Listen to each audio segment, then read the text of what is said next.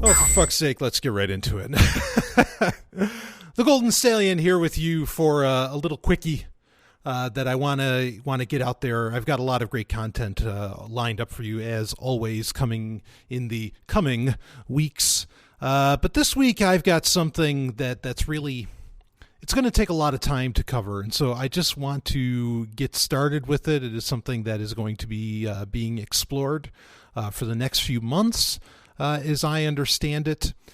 And and really, I have a confession and an admission to make in this episode, in this quickie, and so I want to get to it. But actually, the quickie starts off with a story, and this story was actually sent to me on Twitter by Paige Peterson, the lovely Paige Peterson, and boy, someone that's really talk about an activist in the tech world. I mean, she is right in the belly of the beast, just going after these people, or bringing things to their attention, however that should get phrased. But it's great. So anyway, but she sent me the story on Twitter, and it rings true for a lot of what we're talking about on Sovryn Tech, particularly in the past while. And so I'm going to go ahead and start reading the story, and then I want to talk about some of these things a bit here. This is from RT, and top Google executive predicts end of the internet. Now, of course, that's quite a headline, and obviously that's not exactly what this top Google executive meant. And of course, they're referring to the man who always has a foot in his mouth, Mr. Eric Schmidt. So at the and if you can't tell, I'm on location. If you hear any kind of reverberation, that's why I'm on the Yeti microphone and not in the beautiful Stephanie Murphy studio. So anyway, at the World Economic Forum in Davos, Switzerland, this is a thing that's held yearly, this World Economic Forum. It's been held often, for some time. And it's really just a chance for really a bunch of shitheads to get together and, polish each other's knobs and, whatever else they do. But anyway, Google guru at the World Economic Forum, Eric Schmidt, gave an answer regarding the evolution of the web. Quote, "I will answer very simply that the internet will disappear," end quote, Schmidt said on Thursday. Quoting again, "There will be so many IP addresses, so many devices, sensors, things that you are wearing, things that you are interacting with that you won't even sense it. It will be part of your presence all the time," he explained. "Imagine you walk into a room and the room is dynamic. And with your permission and all of that, you are interacting with the things going on in the room. A highly personalized, highly interactive, and very, very interesting world emerges," Schmidt concluded. Of course, that's the end of the quote. We can read on a bit here. At the panel dubbed "The Future of the Digital Economy," he was speaking with Vodafone CEO Vittorio Coleo, Facebook's COO Sheryl Sandberg, and Microsoft CEO Satya Nadella. Vodafone's chief executive officer Vittorio Coleo, agreed with Schmidt, comparing the internet with, quote, "water, oxygen," end quote, in an, quote, "ultra-dense connectivity situation," end quote. So Vittorio here is comparing the internet to the very basic needs of life, that being water and oxygen. I'll read a little bit more. However, a group of Harvard professors depicted a much more grim, Orwellian world, AFP reported on Thursday. Quote, "Privacy as we know it in the past is no longer feasible. How we conventionally think of privacy is dead," end quote, said Margot Seltzer, a professor in computer science at Harvard University.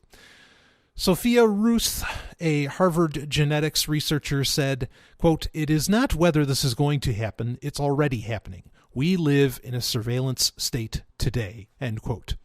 Depicting a terrifying world where mosquito-sized robots fly around stealing samples of people's DNA, Sophia went on, she said, quote, "We are at the dawn of the age of genetic McCarthyism," referring to, quote, witch hunts, and that's an end quote, during the Second Red Scare in the 1950s in America.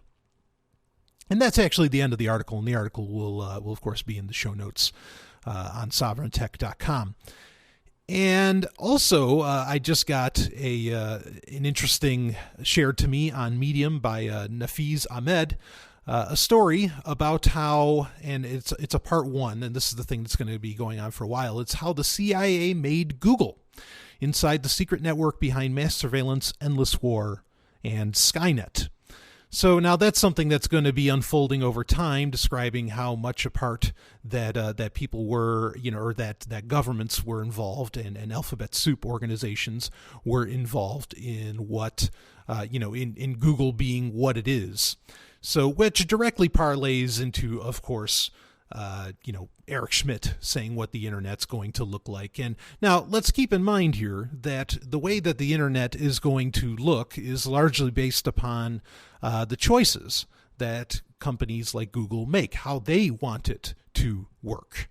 So it's not like it has to be that way, and granted, there's something to the point that there's a very old saying that, once you, in fact, this is a saying in Silicon Valley, if I'm not mistaken, that once you make the building will make you. Just like, it's kind of a play on the old warning of, make the tools, don't let the tools make you. And so certainly there's some truth that the way that a lot of the bigger boys, whoever that happens to be, the way they are setting up the infrastructure that is the World Wide Web or the internet as we know it, definitely has an effect on what any other company, does with the internet in general.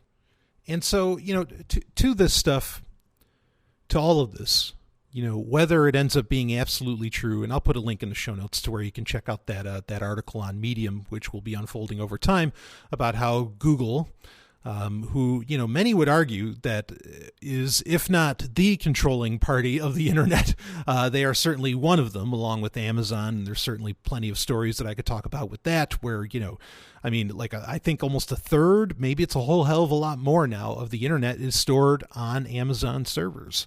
So they have real control over all of this. But the point that I want to bring up to you is that, and there's more to talk about, the interactiveness of everything. And it's interesting, the Satya was there. Microsoft just had HoloLens come out, which is going to create this really dynamic room that Schmidt was talking about. And it actually looks like it's doing a better job, albeit with a clunky device. It's doing a much better job of integrating that and making it a reality than Google Glass does, or has. But the point I want to bring up to you is that on Free Talk Live and in other places, I've rather passionately defended the idea that, I defended the internet, the World Wide Web, not so much the internet, but the World Wide Web. I defended, and they are two different things. The internet, of course, is just the TCP/IP. It's just kind of like this. The internet is more it's more the infrastructure. It's the lines that run from server to server, building to building. It's the servers. As to where the World Wide Web is actually what you generally, interact with. That's how the websites you go to and all those things that you do on there. That's the World Wide Web, and that is in contrast to Usenet. Perhaps even to email, to a whole slew of things. In fact, in reality, torrents aren't even the World Wide Web. A lot of this peer-to-peer stuff is not the World Wide Web in and of itself, because it's not centrally stored on servers, right? So I may talk about these stories more in depth in the future, but right now, what I want to do is apologize and say that I was wrong. I was very wrong. The internet, it would seem, and this isn't necessarily new perhaps to Sovryn Tech listeners, but I wanted to make it very clear. It would seem that the internet was really made to spy, to control, to not enlighten us, not make humanity, not help humanity, but to just tighten the grip, of the iron fist of governments all around the world. And it's a tough thing to admit, that's something, I mean, and even, you know, I'm sure it happens every time I say this kind of shit, but someone will email me and will say, well, you wouldn't even be able to get this information out there if it wasn't for the fucking internet, you fucking Luddite, you know, and all this, you know, crap. And that's ridiculous. I mean, pirate radio, which I have promoted since the beginning of Sovryn Tech, you know, even data packet radio would allow for a lot of this stuff. At least I don't feel bad about that, because I've been promoting alternatives and multiple internets for really, yes, real multiple internets, okay, multiple webs, you know, for a very long time. And so, you know, I guess I can pat myself maybe a little bit on the back for that, okay? But the World Wide Web, the system that people use every day, you know, and that is interconnecting everything, is not good. It had the chance to be, you know, and I've even said, you know, I remember getting in an argument with a guy on Free Talk Live, saying to him, you know, he was making the claim to me that, you know, you don't think that all this was created by the government to keep an eye on people? And I responded with, I was like, well, yes, certainly they created ARPANET, they created all this, you know, the infrastructure that we know of and all that, but it was really private industry that kind of, you know, made it into the thing that is, you know, educated so many today.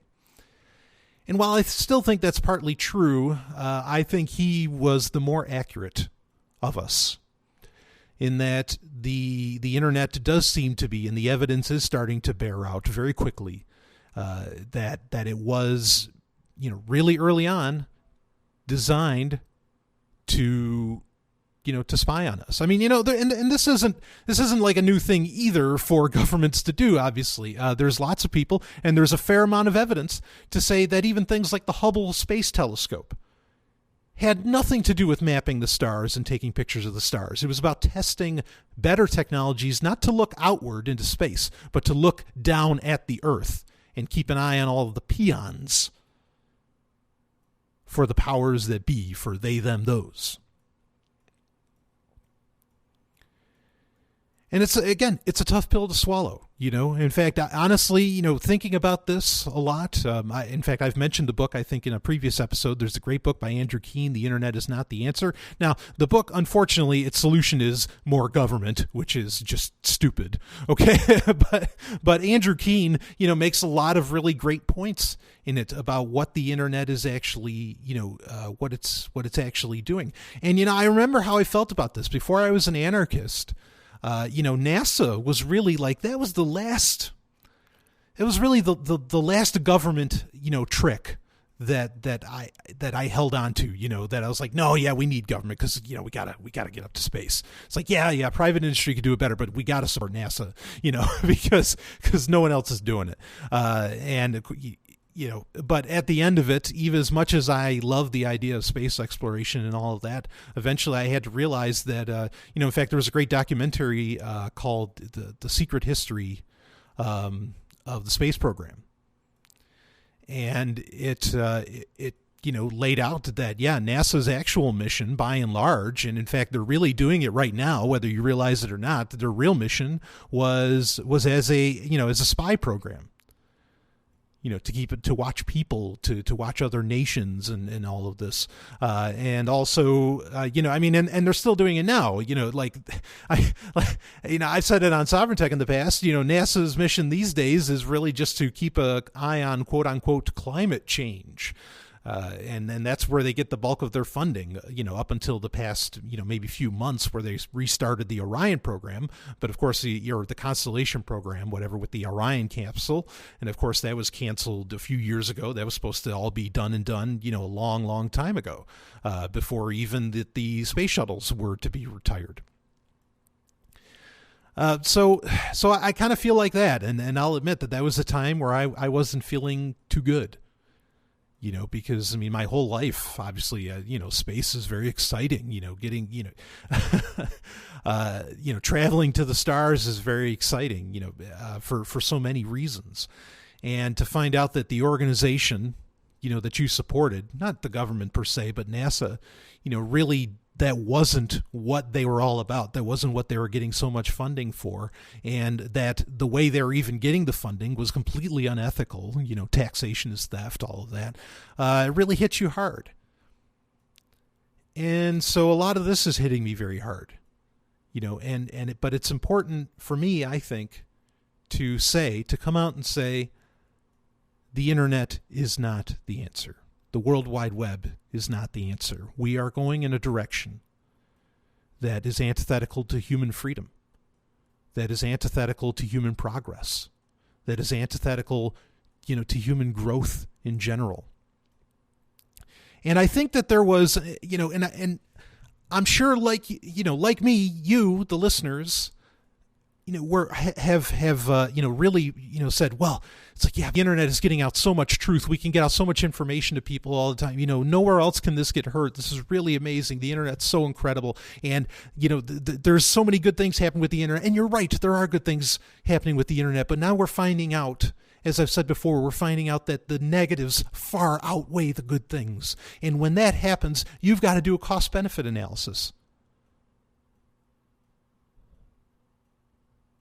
The positives, they're there, but they don't justify the overreaching negatives anymore. And I know you, and two, even those few positives, they're going away. I was going to say, I know you listeners, you found out so much stuff through the internet. I know you have. I've had people on my show, who talk about how, even at very young ages, even in the 90s, how the fact that there was atheist websites or how there's, libertarian websites or whatever, that they were able to find out this information. But look, that internet, that freedom of information that the internet allows for, that the World Wide Web allows for, is going away. Facebook, just the past week or so, they released one of their algorithms, their DeepThink, search algorithm and all of that. They open sourced it for people to use. Now, why are they open sourcing things? Honestly, by and large, except for a few rare cases, okay, when a company, especially a company like Facebook, that relies upon the lack of privacy, or that, or it doesn't even just rely on the lack of privacy. When a company in this world, open sources something, it's for two reasons. One is it gives them some kind of advantage that they need that they can't come up with on their own. Or two, it's because it's useless to them now and it makes them look good, or it helps them on, underwriting the books or whatever. Okay, a very famous case is when Elon Musk open sourced like the fuel stations and a whole lot of parts to his Tesla, electronic cars. Now, why did he do that? Is he some kind of grand libertarian? No, the fuck, he's not a grand libertarian. He's a fucking asshole, for one. Okay, but for two, Elon's push, for that was because Elon Musk knows he can't afford to set up an entire infrastructure of charging stations for his Tesla cars. So if he open sources it, that gives people the technology and the ability and the plans to do it themselves, to reach out to their customers.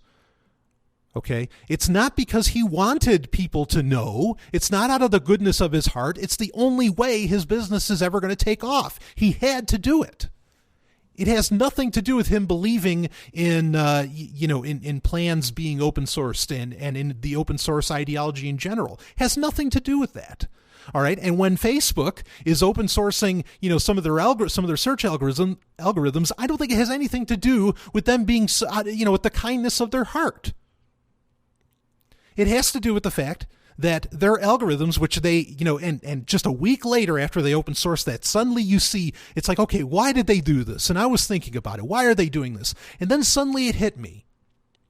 Oh, because now they're testing out algorithms that will allow, which are part of DeepThink, that will allow them to find trolling, trolling stories, or, like fake news stories, kind of like The Onion or whatever, or to make sure to keep the information. Because what happened was about a month back, I think there was an announcement, or there was like this thread started that Hugh Hefner died. Okay, but it wasn't true. Hugh Hefner didn't die. He's still alive to this day. Okay, but the thing is a lot of people started believing that Hugh Hefner had died. And so Facebook's like, well, we'll make an algorithm that can keep that sort of thing from happening. But let's be clear on this. That's not what this is really about. Okay, and the open sourcing isn't what this is really about. This is about controlling the flow of knowledge once again. So the big push for the internet was that it opens up the halls of knowledge. No longer. No longer. Google is going to make sure that doesn't happen. Facebook is making sure that doesn't happen. I'm sure all the other companies, Amazon, you take your pick, even Microsoft, I imagine, is making sure that that sort of thing doesn't happen. So the internet, it's one positive, the fact that it democratized or, opened up the knowledge of the world. That internet no longer exists. Or if anything, it's on its way out the door. And maybe that was always the plan with a lot of these companies and with a lot of this infrastructure. It was a brief golden age that the World Wide Web had, to where you could find out the most amazing of the most incredible information and do the most amazing things and meet like-minded people and all of this. But that time is gone. Now, are there alternatives? Yes, of course there's alternatives. In fact, think of Usenet. That's one of the more common alternatives that already exist. There's alternatives being developed too, certainly, that are interesting. But think of Usenet.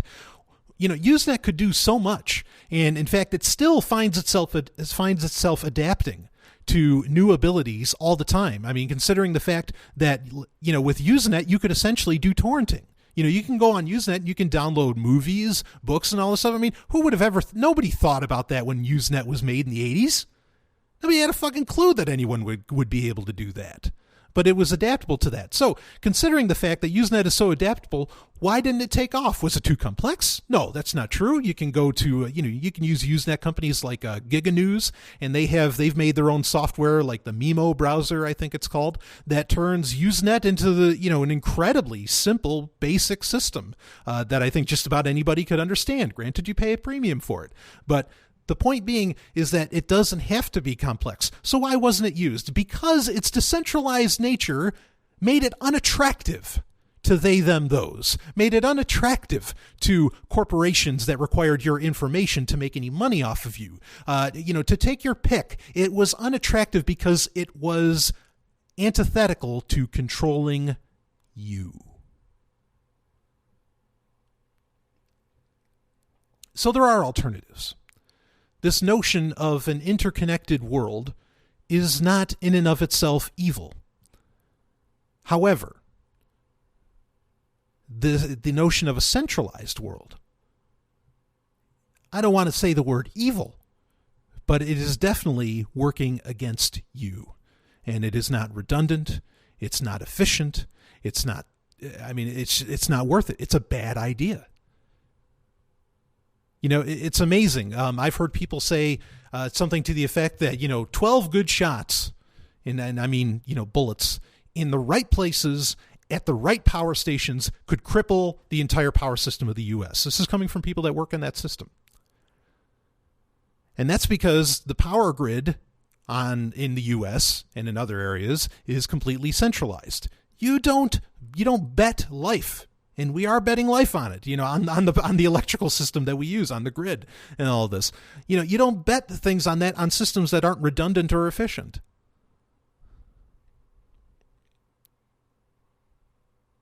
And so I don't think that we should bet our freedom, bet our lives, bet our information, bet our privacy on systems that are not redundant, not secure.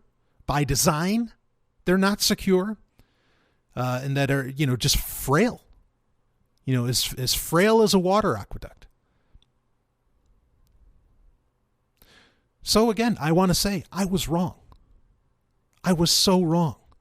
And I really do wish that it didn't take the Snowden revelations and other things for me to really realize it. And I want to recognize that there were people that knew. that had the hint that, yes, this is all being developed, for nefarious purposes. They deserve credit for that. So, what does this mean? Everybody get off the internet? No, it doesn't. It doesn't mean that. But it means be aware. I'm a little worried, because I'll admit I've heard, speaking of Google, which is, perhaps the most egregious of the bunch. I've heard libertarian or liberty-oriented, liberty-minded defenses of Google's business model. And, and people will admit, well, it's only because there's government that Google's business model is a problem. No. Google's business model is a problem whether there's governments or not. It's a problem for, efficiency reasons. It's a problem for privacy reasons. It's a problem for all kinds of reasons. There's plenty of reasons why it's a problem. And you say, well, as long as it's voluntary. Look, that answer ain't good enough anymore. Can we get past that fucking answer? God damn it, I hate that. As long as it's voluntary, you let everything go. It's like, oh, hey, she said she wanted this to happen, or what? I mean, stop. Do you realize what that answer says at the end of the day? As long as it's voluntary, that means you have no ethics, you have no morality whatsoever. Because as long as it's voluntary, anything goes. Fuck that shit, man. This is about us being better, becoming better people, better human beings. And just coming up with an excuse and justifying every little goddamn thing, whether it's with government or without government, is insane.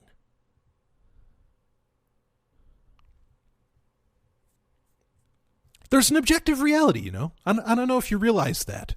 A is A. It's true. Well, as long as it's voluntary, it's B. No, fuck, A is A, man. Come on. Stop that.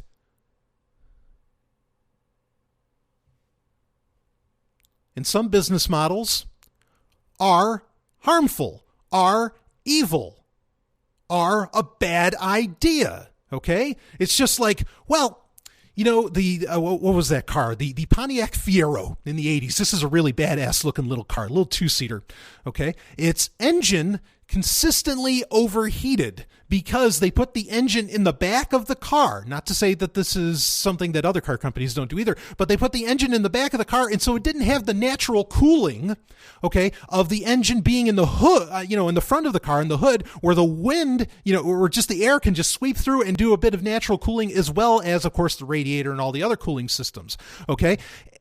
It was a bad idea, and cars were blowing up. These Fieros were blowing up. Look, when something's a bad idea, it's a bad idea. I don't care. If I saw somebody getting into a Fiero, I'd say, hey, you sure you want to do that? Well, it's voluntary. Well, fuck. Okay, it's fine then. Brian, you just created a straw man. You just created an Aunt Sally. Whatever. Okay, I can't use analogies and everybody else can. Bad systems, bad ideas are bad ideas. Government or not. Get that straight.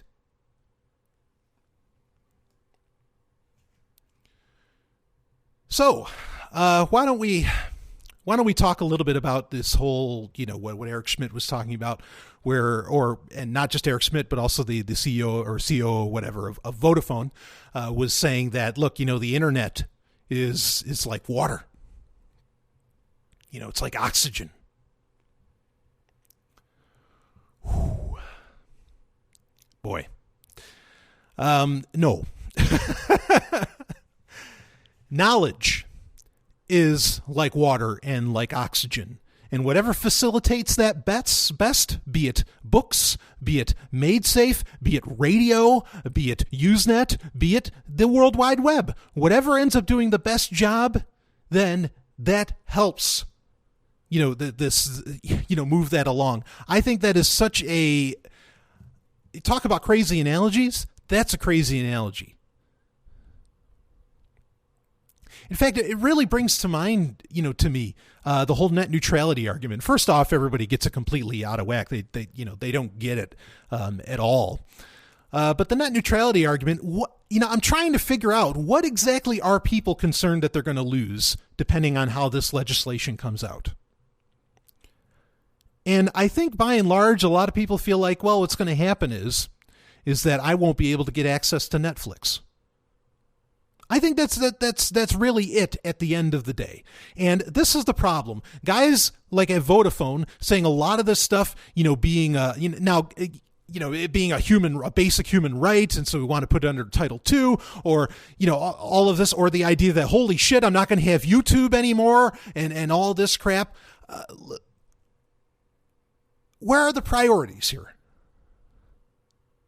Where are the priorities in that? And that's what I'm worried about, is what are the priorities of this heavily interconnected world, and what Eric Schmidt said, where it's just going to be in the background, you won't even know. He wasn't saying that the internet was going to go away. He was just saying it was going to disappear. That you won't even notice that it's working, which is what a lot of people want Bitcoin to do. Eventually they want it so that, you don't even notice that you're dealing with the blockchain. It all just kind of happens like some degree of magic, like Apple would talk about or whatever. So that's what he was really saying by that. But what are the priorities? Why do they want this interconnectedness? What's the purpose? And ask them. What's the first things that come out of their mouths? Oh, medicine, protect your children, all this stuff. Let's be real clear on this. Is that the reason that these people talk about, when you first ask them about any of these technologies that they're developing, they are playing off of your fear. Fear of dying, fear of disease, fear for your children. And I'm not saying they're illegitimate fears. They're very real fears, okay? But they are playing off of them to push shit on you that probably has little to do with any of that. Including, if you read in the article that we started off the show with, from genetic researchers themselves are telling you this isn't about that. They're lying.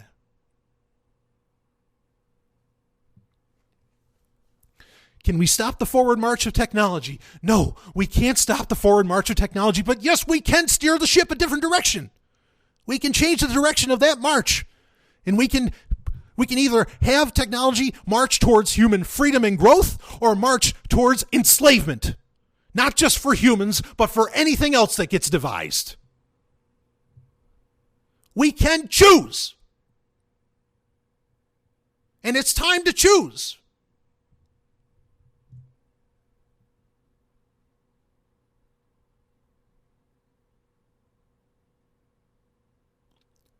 So, do we get off the internet? No. Don't have to do that. But it's time that people start supporting the technologies, whatever they may be, that are steering the ship, the tech ship in a different direction towards human growth, towards human freedom. We can do that. We can work on ourselves, because I think where a lot of the confusion comes from, because these people aren't stupid, but they have a lot of compartmentalization, a lot of kludginess of their brains to where they are ignoring the gorillas in the room. They are ignoring government. They are ignoring the possibility of what their technology might do. They're not taking 2 seconds to say, okay, we'll solve this problem, but how many problems will we create in doing so? They won't ask themselves that, or they just have this, I don't know, just this sick, kind of desire for power. We can choose right now how we want the future to look. There's a great quote from the creator of Star Trek, Gene Roddenberry, who was one of the few that had a very optimistic outlook of the future, albeit oftentimes very confused. And he said, "It isn't all over. Everything has not been invented. The human adventure is just beginning." And that's important. Everything has not been invented. We accept so many things as being normal. They're not normal. Smartphones have only been a part of our life since like 2007 in reality, in the way that we use them now. That's not even a decade. And yet people rely on them like, kind of like Vodafone. The Vodafone guy said, well, it's like water and oxygen. And I'm not saying there's anything necessarily wrong with that per se, but we so quickly just fall into these, routines. It's so quickly that we accept certain things as normal when they're not normal.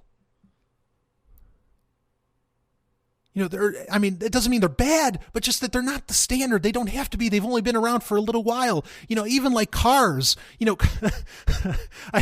cars, granted, have been around for over 100 years. Okay. But in the grand scheme of, the human adventure, that's a short period of fucking time. Maybe there's something better and we just haven't thought of it. There are things better than the internet. We don't have to bet all our chips on this one thing. It's only been around, in its modern incarnation, it's only been around 30 years? Not even? That's a short period of time. The telephone, the landline telephone's already dying. So many of these technologies already die. We need to keep looking at that further horizon. You don't have to rest on your laurels with technology or say, well, we can't stop it. We might as well use it and all this, just stop that. That's accepting the status quo when none of this stuff in and of itself is yet the status quo. It's our brain's kludginess that takes it as such when it's not. We can choose. And it's the age-old choice. We can choose to continue to have choice, aka freedom, or we can choose to relinquish our ability to choose, aka slavery. It's really what it's all about, having that ability.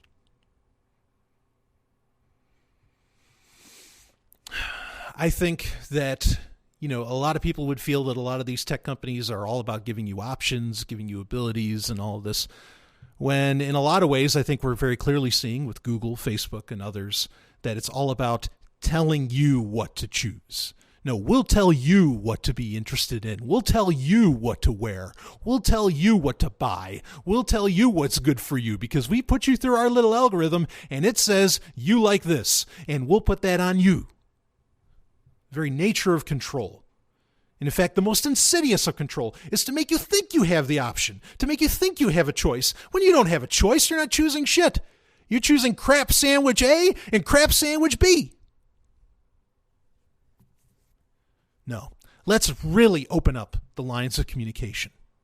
The World Wide Web is not it. It may have been doing a decent job, or it may have been some kind of strange intermediary for a little while, but that time is gone.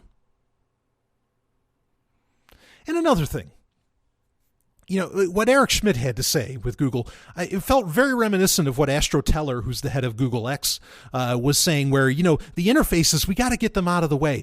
Keep that in mind, too, as far as control. Okay, this whole idea that there's just going to be a bunch of things and it all just works like magic, do not let it work like magic.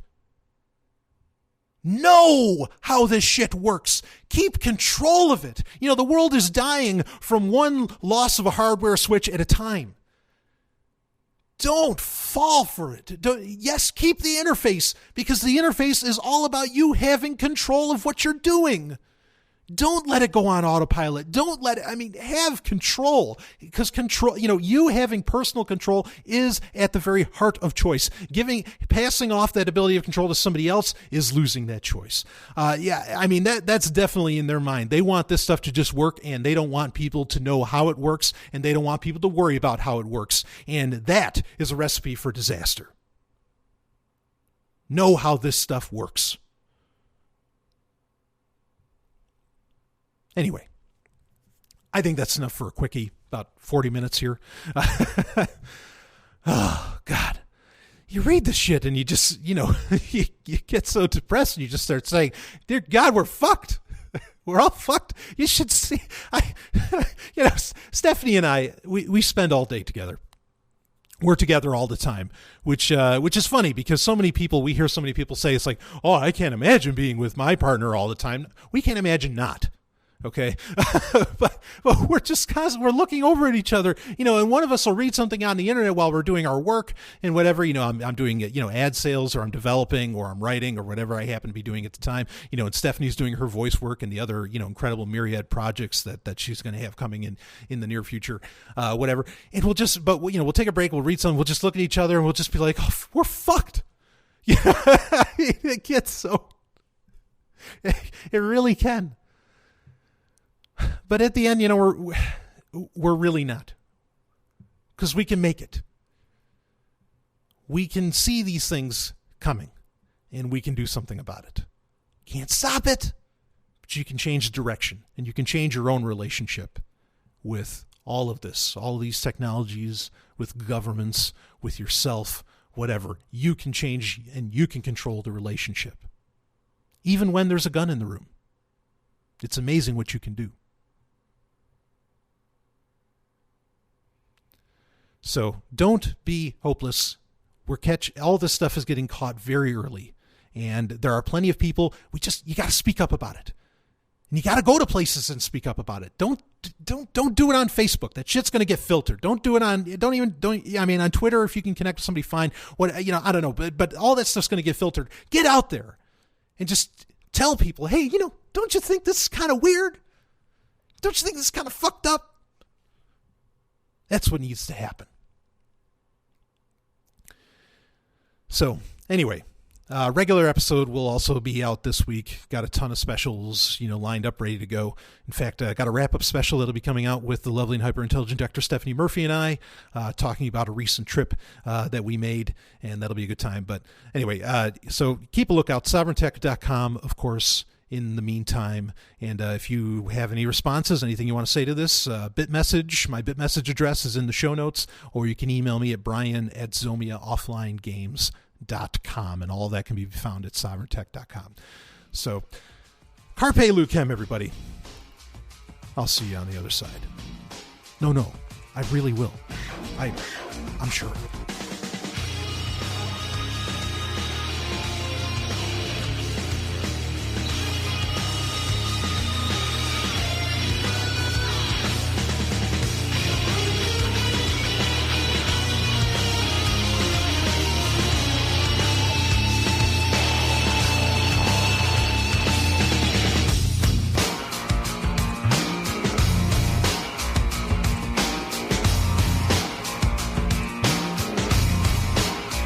You just experienced Sovryn Tech.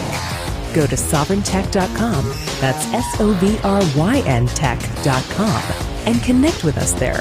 Find links from today's show and catch our podcast feed. Sovryn Tech is copy heart. Copying art is an act of love, and love is not subject to law. So please share the show however you like. Welcome to the evolution.